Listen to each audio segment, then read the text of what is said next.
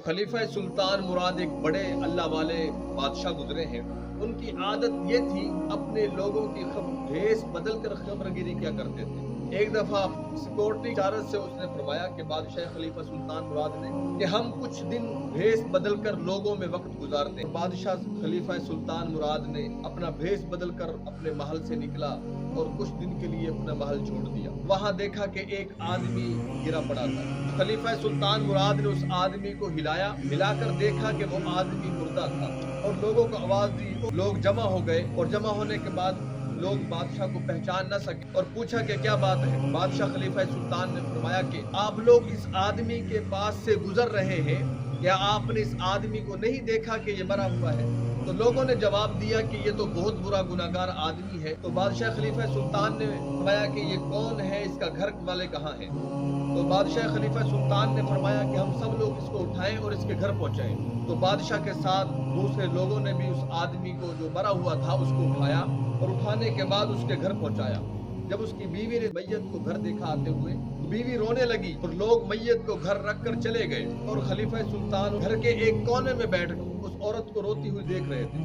वो औरत कहने लगी कि मैं गवाही देती हूँ, बेशक तू अल्लाह का वली है और मैं गवाही देती हूँ कि तू अल्लाह वालों में से है। बादशाह खलीफा सुल्तान बड़े हैरान हुए कि लोग कहते हैं कि ये बहुत गुनाहगार और शराबी आदमी है। तो बादशाह खलीफा सुल्तान मुराद ने पूछा कि लोग तो इसके बारे में ये गुमान रखते हैं। तो उसकी बीवी ने फरमाया कि मैं भी लोगों से यही तवक्को रखती हूँ। हकीकत ये है कि मेरा शौहर है और ये शराब खाने में जाया करता था और वहां जाकर शराब खरीदता, उसको घर लाकर उसको गड्ढे में बहा देता और फरमाता कि आज तो मुसलमानों से कुछ गुनाहों का बोझ कम हुआ। दूसरी बात कि ये एक बुरी दानिया औरत के पास जाया करता था और लोग इसको वहां आते जाते देखते थे और ये रात को वहां जाता और वहां जाकर उस दानिया औरत को एक रात की उजरत दे देता और उसको कहता कि आप दरवाजे बंद कर लें, कोई नौजवान उसके पास न आए और घर आकर कहता कि अल्हम्दुलिल्लाह, चलो आज तो मुसलमानों का गुनाहों का बोझ हल्का हुआ।